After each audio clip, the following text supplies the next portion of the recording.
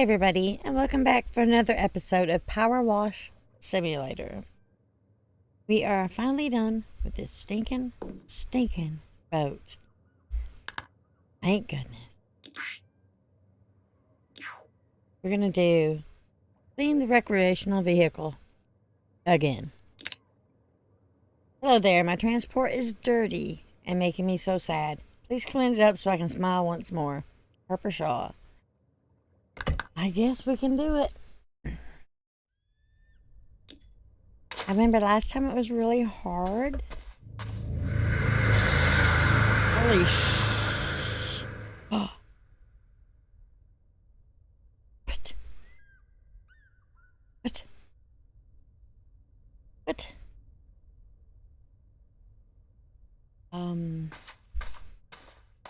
Hello? Yikes. Little scared. Apologies for the deception and relax. This isn't an alien invasion or anything weird like that. Cerulean sky. Well, you know, kinda did make my heart flutter. We're simply time-traveling scientists from the year 2278. Is that all? I mean, nothing to worry about there. Nothing like some time-traveling scientists. Like they ain't gonna mess things up in the world.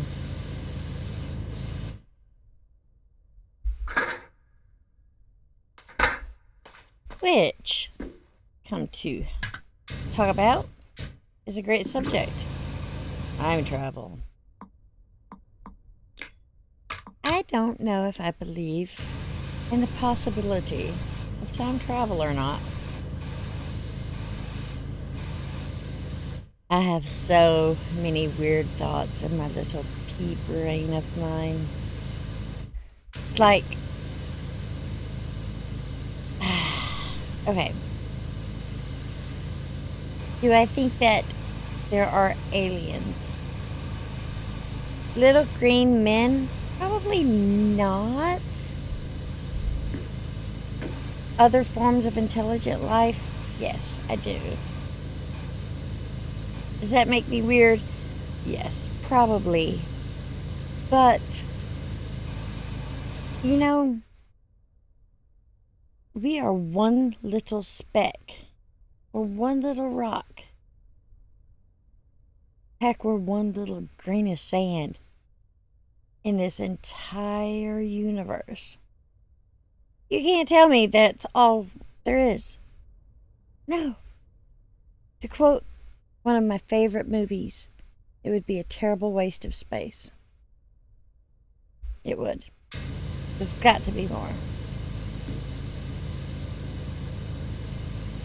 I just cannot believe one little tiny speck in an infinite universe. Almost. Heck, it could be infinite for all we know. And we're the only anything out there? Bull-larky. I don't buy that for 1 second. And I know, religious, all this. My mother is super religious. So, I mean, I think you can have religion in your life and still believe there's more out there. Because if God created heaven and earth, could he not have created the whole entire galaxy and more places? I mean, I don't know. I know. I'm strange. I'm an odd person. I understand this. I embrace it. It's the way I am. Anyways, yes, I do believe that. Do I believe time travel is possible? It could be.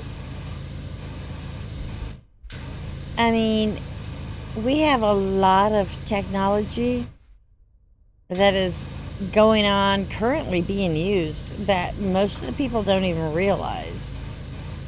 If you think for 1 second that our government or any government is going to announce, oh, we can now time travel. You're crazy. They're not going to tell you that crap.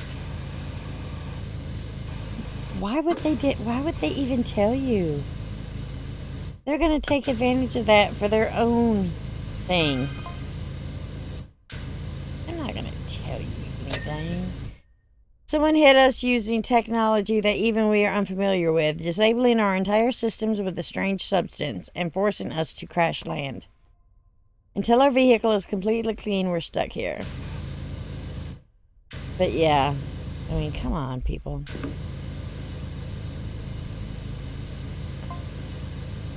Also, it could do with a wash anyway.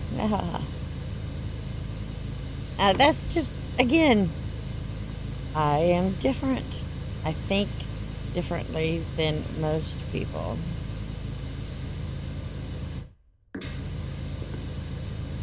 I mean, I'm not complaining about our governments. Someone has to be in charge.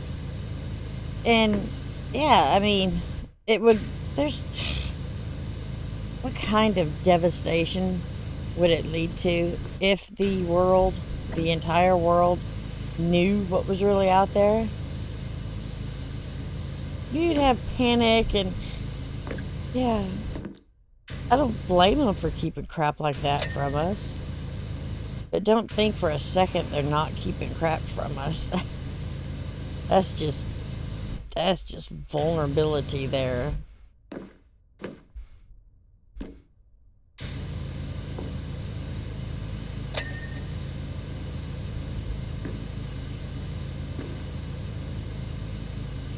Okay, in there.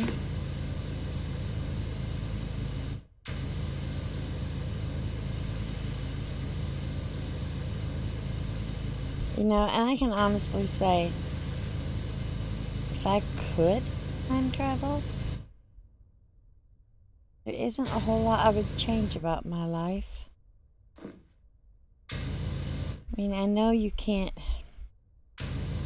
save people that are going to die and, you know, stuff like that. It would change the whole course of everything, and you wouldn't be changing just your life.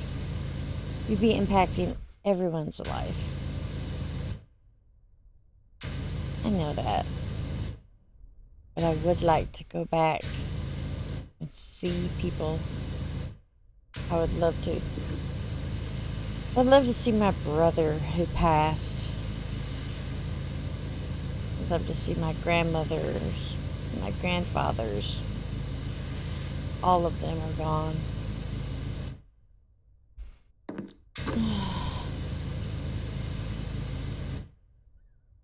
I would love to see both of my ex-husbands one last time, just to give them a hug. Let them know that they were loved and that people would mourn them, you know. My second husband, oh, bless his heart, he was a full-blown, uncontrollable alcoholic. And yeah, he was pretty mean. He was pretty mean. And I tried so hard to help him. And, you know, sometimes when you suffer an addiction of any sort, you face it alone. People don't want to be around that. People don't want their friends and family around that. So he was a very lonely person. Again, I spent a lot of years trying to help him, to no avail. It come to the point where, you know, if I just couldn't take the chance, didn't want to take the chance of waking up next to someone who was just gone. He, the doctors had told us he had cirrhosis of the liver, and, it just wasn't good. He had to stop drinking. I was like, dude, if you can't even attempt to save yourself at all, I just can't be around that. And so, yeah, that ended that. And, we had our problems because of the drinking. He was very, very mean. He never really got physical with me. He got up in my face one time and hitting my nose with his finger while he was talking to me. And of course, you don't do that to me. I will, how can I say it nicely, lose my shit. And I did. And I told him, I was like, you need to leave and get out of my life because you obviously don't love me. I said, you won't even attempt to quit drinking. When you do, you're hiding it and becoming such a freaking butthole that nobody can even talk to you. And he was like, I would quit drinking, but you know what? I don't love you enough to even try. I was like, well, there you go. Hit the road, Toad. Don't look back. And that's the way it was. But you know what? That boy died loving me. And that's sad. 8 days before he died, we went down to see him to check on him. And I told him that I loved him. We were totally divorced. Nothing like that. As a person, I told him that I loved him. And he told me that he loved me. And 8 days later, they found him in the recliner at his sister's house. Gone.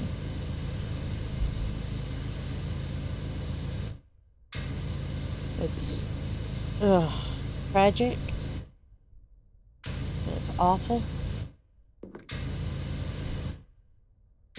Such a young life gone. Now, I drink. Don't get me wrong. I love to drink on occasion. But it was so bad, y'all. It was so bad. He would drink a case or more. A case or more a night. And then he worked in a factory. He worked in the same factory since he was 18 years old. So 22 years, 23 years in the same factory. First job out of high school. He never got promotions because of his alcoholism. He smelt bad. The alcohol would come out through his pores when he'd get sweating. And he stunk. He stunk. He would come home and get a shower, and he wouldn't smell bad all the time. And I'm not talking negative about him. He couldn't help it. It was not his fault. It was an addiction. And he just could not shake it. I wasn't just going to stand there and cope with it. It wasn't my burden to carry. So I didn't. I chose to extract myself from that life. But, he worked there 22 years. No promotions, no nothing. He hardly even missed a day. I mean, if he missed a day, it was something bad. You know, he was in the hospital or something. Great work ethic. It was just that. The beer, the drinking. He was on his third DUI. It was horrible. I'm gonna let y'all pause it and read those. I don't even care about it.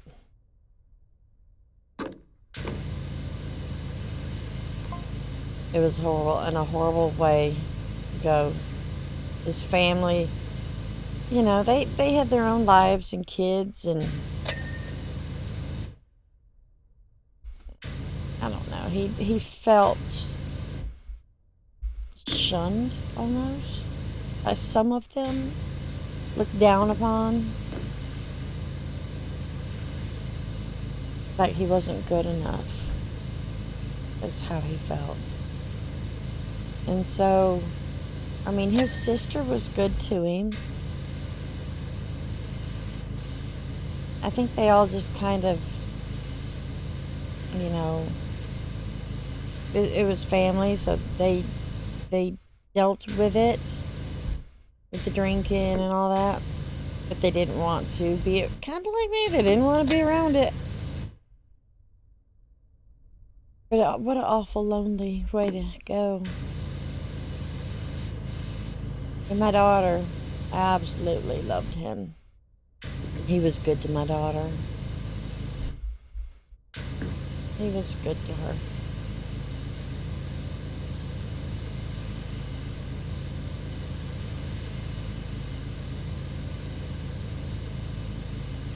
But she was just a teeny tiny little one.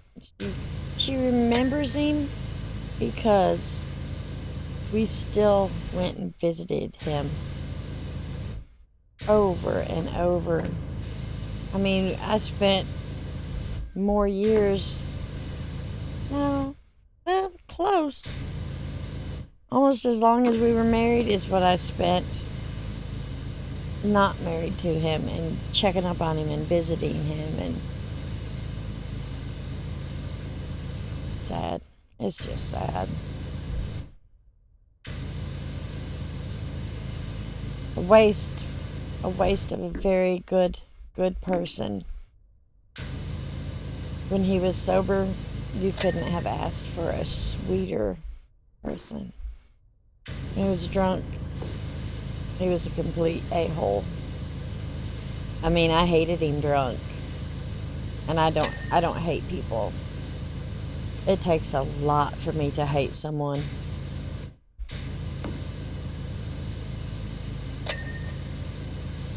A lot. I can't stand a thief.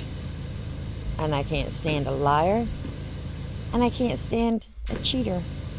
Someone who is married and cheating on their husband or wife. I can't stand that. That infuriates me. Grow up, get a divorce. If you think you love somebody else, leave them. Just leave them. There's no reason not to. Children, whatever. You know what? Those kids would much rather mommy go be with boyfriend than have mommy dorking around stringing some poor sucker on for a year or so. Because kids, I've got kids, it's so hard to leave. You know, come on, grow up. There's no excuse. You leave if you want to leave. There's no excuse to not leave for the sake of the kids. My tail. You just stringing somebody on so that person can't find happiness. That's all that is. That is all that is. Alright, so that is done. I don't know, I'm sorry, that's a very touchy subject for me. I've been cheated on a lot. And I'm going to tell you right now, there's no excuse. There's no excuse. You cannot use your children as an excuse to not leave. Think about how them kids are going to feel when they find out that mommy wants to be with someone else the whole time mommy's with daddy. Come on.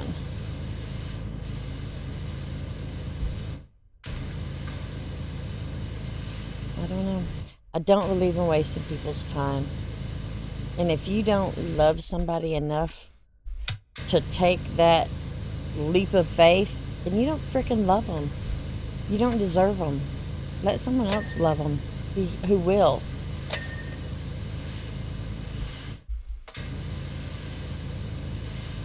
That's all I gotta say. It's a very touchy subject for a lot of people, I know, and I'm sorry, but it's a very touchy subject for me.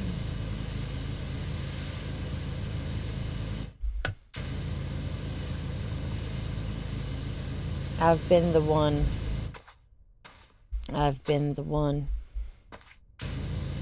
who found out the hard way. And I'm going to be honest, 90% of the time I was like, why didn't you just leave? Kids and be darned, house, money. If you love someone, there's nothing will keep you from that person. There's nothing that will.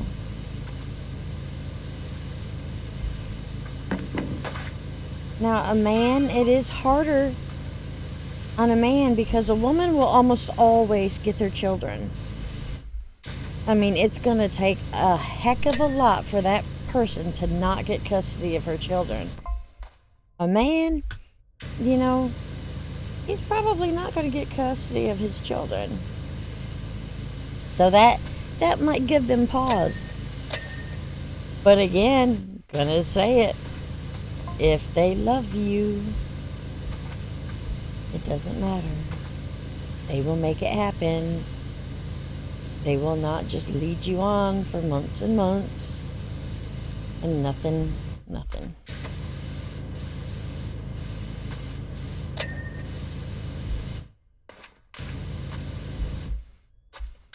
Several of the people that my ex-husband cheated on me with are my friends.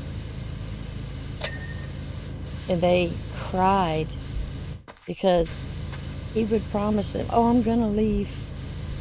And he didn't. And he didn't. And he didn't. And in the meantime, I know, I'm weird. This poor girl would sit here waiting, turning down dates with pretty dang decent guys because she was in love with him. So she turned down all these dates. She turned down her chances at happiness. And you know what? She waited. She told me herself. She waited for almost a year and a half before she decided, maybe he's not going to leave. And he didn't. But every time he would tell her he was, oh, I'm going to leave. If y'all are in a situation like that, come on, please listen. Just listen to this. If they love you, they will make it happen. And it doesn't take frickin' months and years. It's just bull freaking crap. They may love you or think they love you. They don't love you enough. And if they don't love you enough, they don't deserve you.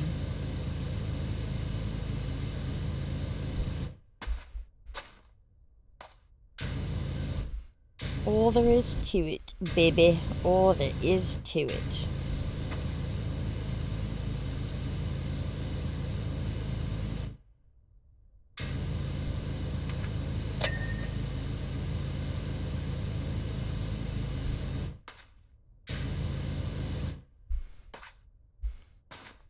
I wonder if I would...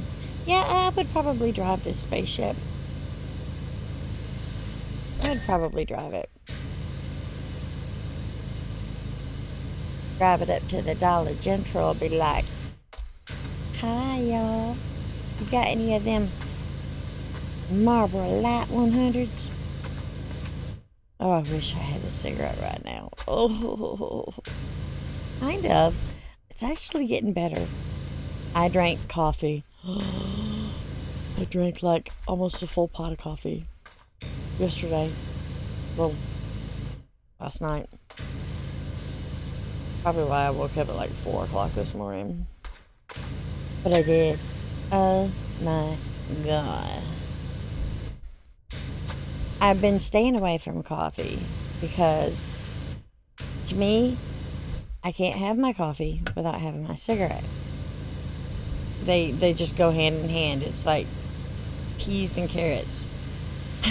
I've got to have a cigarette with my coffee. But my sister got these little, they're what are they called? Hold on, I got the wrapper right here in my trash beside me. Caramel apple sucker things. Red Macintosh candy with chewy caramel. I'm telling you right now, these suckers with the coffee is enough to where I did not want a cigarette with my coffee. And I sat there and I ate 3 of them suckers. And I drank a pot of coffee. Because I had been craving coffee for so long. And I'm over a week now with no cigarette. Except that one little half of one I cheated. I cheated on that. But I will admit it. I was weak. It was a moment of weakness.